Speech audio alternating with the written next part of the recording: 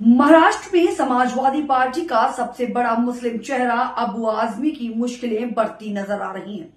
मुगल शासक औरंगजेब की तारीफ में कसीदे पढ़ना आजमी के लिए गले की फांसी का फंदा बनता जा रहा है। हालांकि उन्होंने अपने बयान पर माफी मांगी है, लेकिन ये विवाद थमने का नाम नहीं ले रहा है।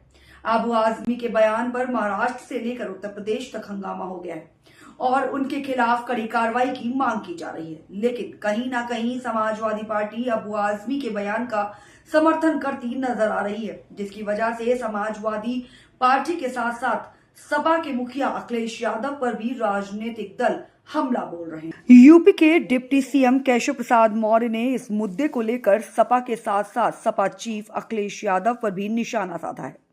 केशव प्रसाद मौर्य ने कहा कि सपा अध्यक्ष अखिलेश यादव को अबू आजमी के खिलाफ तत्काल कार्रवाई करनी चाहिए थी। वो क्रूर मुगल शासक औरंगजेब को महान बताने वाले व्यक्ति के समर्थन में आए। ऐसे में क्रूर मुगल शासक की आत्मा अखिलेश यादव के अंदर समा गई है। यही कारण है कि वो उनके समर्थन में बात कर रहे हैं। हालांकि बवाल होने और हंगामा मचने के बाद अबू आजमी पूरे बयान पर सफाई देते नजर आए। उन्होंने कहा, मैंने किसी का अपमान नहीं किया।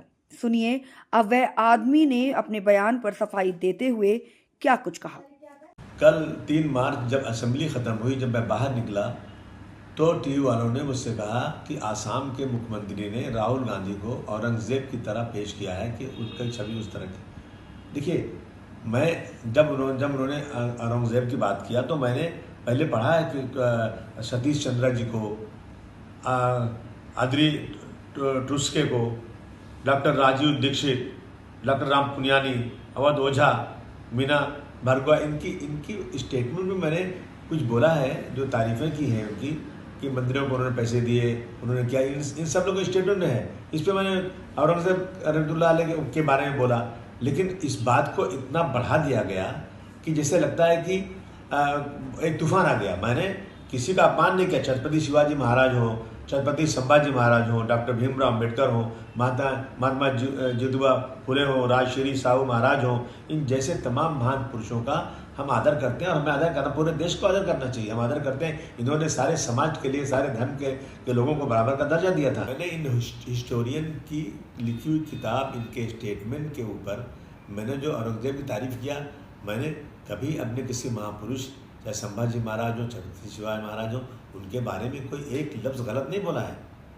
लेकिन अगर इन चीज़ों से किसी को वो लगता है कि इसको तोड़ मरोड़ के पेश करके किसी को लगता है कि मैंने गलत बोला है, तो भाई मैं अपने पूरे स्टेटमेंट को वापस लेता हूँ। असेंबली चलना चाहिए, असेंबली में बहुत सारे काम है।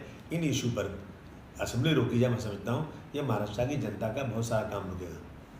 भले ही अबू आजमी अपने बयान पर माफी मांग रहे हों और समाजवादी पार्टी उनके समर्थन में उतरी हो, लेकिन कहीं ना कहीं उनके इस बयान की वजह से समाजवादी पार्टी के साथ साथ पार्टी के मुखिया भी सवालों के घेरे में नजर आ रहे हैं। अबू आजमी के बयान से देश की राजनीति में उबाल भी है। अबू आजमी के खिलाफ लगातार विरोध प्रदर्शन हो रहे हैं और हंगामा मचा हुआ है। अब देखना होगा कि भाजपा इस मामले को कहां तक लेकर जाती है। इस खबर में फिलहाल इतना ही।